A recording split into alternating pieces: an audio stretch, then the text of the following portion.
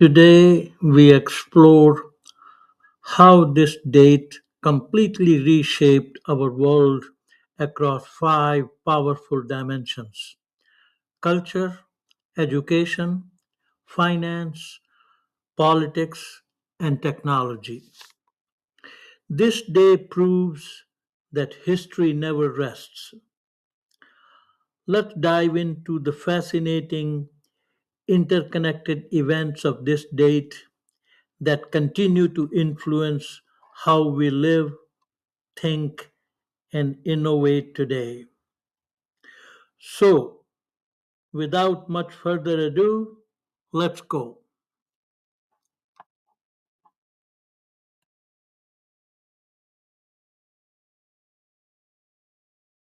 So, what do Christopher Columbus, firing 11,000 air traffic controllers, the birth of the NBA, and Jesse Owens winning Olympic gold all have in common? It sounds like the setup to a really strange joke, honestly. Right. But they don't just share a page in history books. They all share the exact same box on the calendar, which is August 3rd. Welcome to this custom deep dive where we're taking the stack of historical sources you shared with us to figure out how a single day repeatedly serves as a flashpoint for systemic change. Yeah, it's quite a stack, but a really fascinating mission for us today. Exactly. So let's look at a massive historical shift. First, cloakring distance. In 1492, Columbus leaves Spain to physically cross an ocean. Expecting to hit Asia, of course. Right, expecting Asia. But he sparks the Columbian Exchange instead, which, the sources kindly remind us, also brought syphilis back to Europe. A very unfortunate side effect. Yeah. But then look at 1876. Alexander Graham Bell runs an 8-mile wire so his uncle can recite Hamlet over the very first long-distance telephone test. But looking at these sources, actually, I have to push back a bit here. Oh, how so? Well, compare a guy making a slightly better telegraph call to Columbus discovering an entire hemisphere. It feels like a massive stretch, doesn't it? One is this huge physical conquest, and the other is just, better wiring. I get that. It sounds like a stretch until you look at the underlying mechanism, I think. Yeah. Both events did the exact same thing. They collapsed human isolation. Oh, I see what you mean. Yeah, Columbus sparked a physical exchange, smashing two disconnected worlds together. Yeah. Bell did the same thing with time and space. And it doesn't stop there for this date. Right, because later on this same day, the USS Nautilus becomes the first submarine to reach the North Pole. Exactly. Right. And in 1977, Tandy launches the TRS-80, which was one of the first mass-market home computers.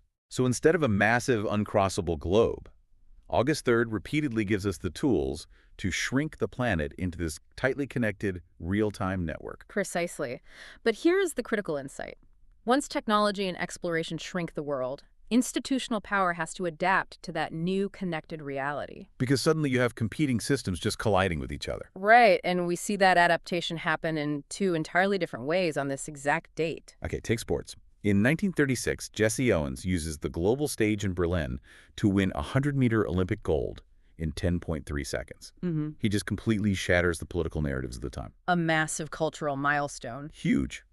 But then fast forward to 1949, and two massive rival basketball leagues, the BAA and NBL, they decide to stop competing and merge. Which creates the NBA. Yes, the NBA, a league that later absorbed the ABA, with its iconic red, white, and blue ball in 1976. It becomes this corporate giant that just absorbs all its remaining competition. Right, so that's one method of institutional survival, which is monopoly through absorption. But look at 1981. The Pacio strike. Yeah. 13,000 air traffic controllers go on strike, demanding better wages and shorter hours. The response isn't a merger or some friendly compromise. President Reagan steps in and fires over 11,000 of them. Just bans them from federal service for life. It totally devastated organized labor in America. And just to be clear, for you listening, we're just reporting what our sources say about these political events, not taking any sides here. But it is fascinating. Oh, completely. Because on the same day we see the birth of a massively successful sports monopoly, we also see the total crushing of a huge labor union. Are we just looking at two different methods of corporate survival? Essentially, yes. Like, why does the NBA get a lucrative merger while Patsioa gets entirely annihilated? Well, because power rarely tolerates a peer. When institutions are isolated, they innovate. But Yeah. once they connect and overlap, they consolidate. If a rival can be monetized, like in basketball, it gets absorbed. If a rival challenges the fundamental authority of the system, like a federal labor union, it gets crushed. Reagan didn't just fire workers.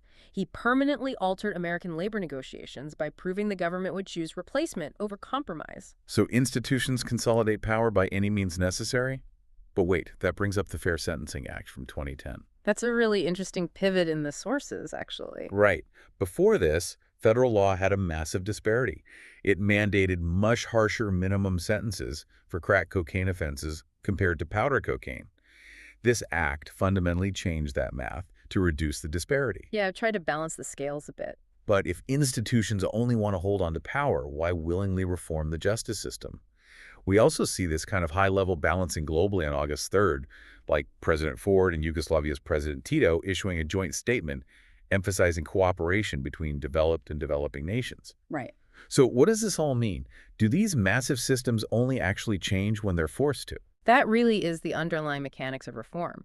Institutions don't hand over power out of benevolence, They reform when the societal pressure from below or the geopolitical pressure from outside becomes a threat to their stability. Basically self-preservation. Exactly.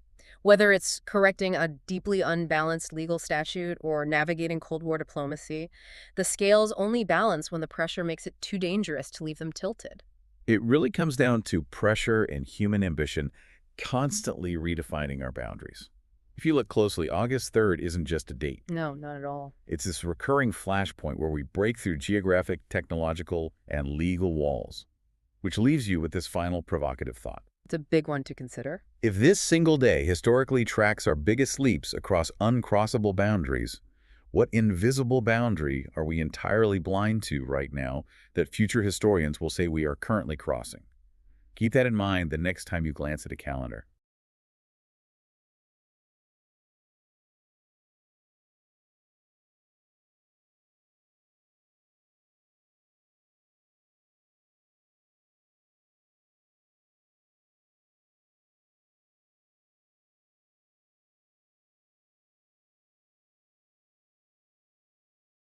Hi viewers, family and friends. How did you like the content of this video? Like the video and subscribe to the channel. Please write in the comments your name and the place you are watching from. Since our viewing family is spread all over the world, it will be nice to know which city and the country you are watching from, so I can say hello to you. Science and technology. Reading and listening to the historical accomplishments on this date of those who have gone before us, I, as a professional engineer with interest in structural engineering, energy-efficient buildings, ICF construction, and as Google Docs expert with interest in spreadsheet-based solutions, draw inspiration to ask of myself the million-dollar question. What would I accomplish today? Think about the Japanese practice of Kaizen. Let me know in the comments, what would you accomplish today? Your subscribing to the channel inspires me to post more such videos. Thanks for your patronage. See you in the next video. Sincerely, Yogi Anand.